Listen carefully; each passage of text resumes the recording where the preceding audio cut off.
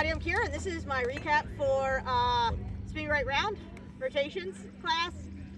And apparently I only covered half my material, so we'll be doing this probably again in a future Wildfire. Some of this may repeat at that future Wildfire. So this class is basically going to cover rotations around your standard rotations like this, and some scoopsy based rotations like this. Scoopsies!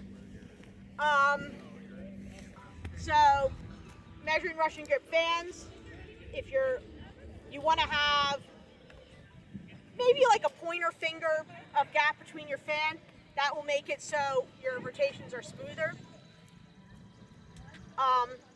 Ideal placement for rotations is between this thumb gap and your first joint here. That gives you the most control. You'll find other moves where you'll want to have it between these first two joints in your hand.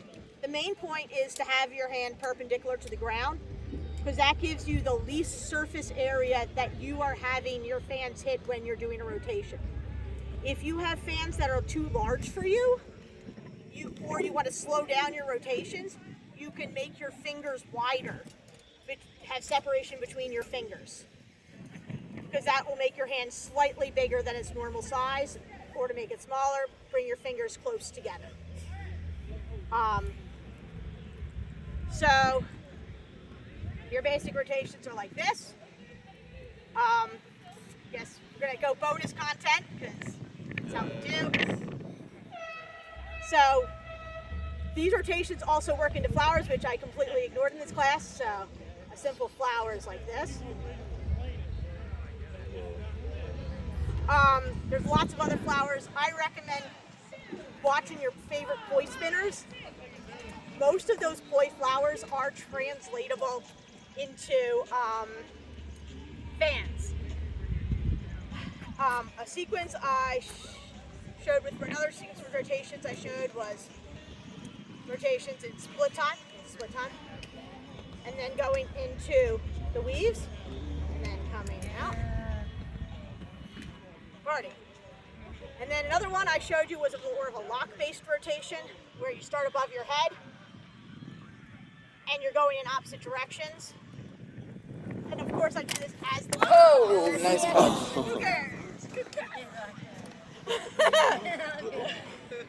Whatever. It's adventure. Nature exists. Like this. And then, so for this one, you go like this, statically, and then catch it like this. This is the top hand, the bottom hand, and then static above. And I'll show you that together.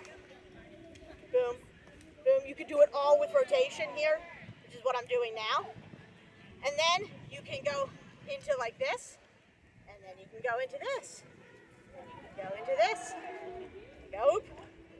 And this is a fun practice sequence. Yeah.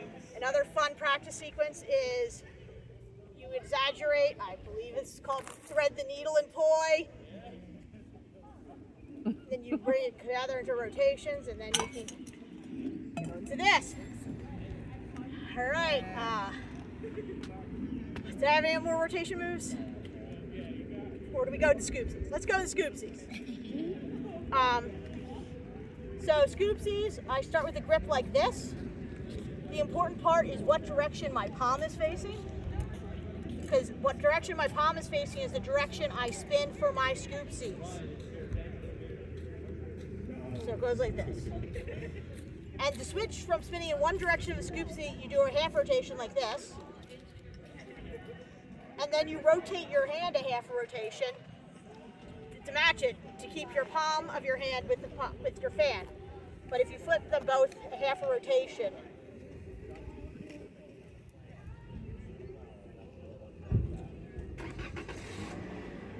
you could flip direction. Party. And then I talked about an over the head one where I go like this, thumb up here. This is part of your head. This is the destructor head where I bounce my head. You see your thumb right here?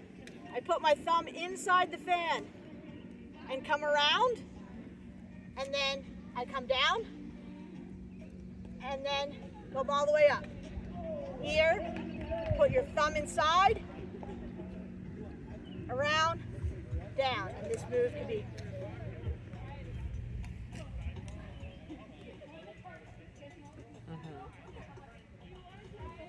And I'm going to show with one hand. You can combine this. Rotate, put your hands back in, rotate, and do a scoop-see. Scoopsie. Scoop-see. And then back up. Boom. Boom. Put your palm, then rotate your hand. Do a scoop-see. Okay, now it's making sense.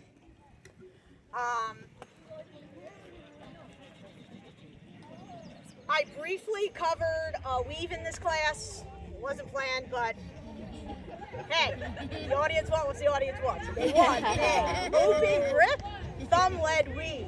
So they get an open grip, thumb-led weave. So, go up like this, make an arc, and then here, your palm always faces your audience. You come up around and back around like this. And the best way for me to show this is from all angles. Right. Yeah, thank you.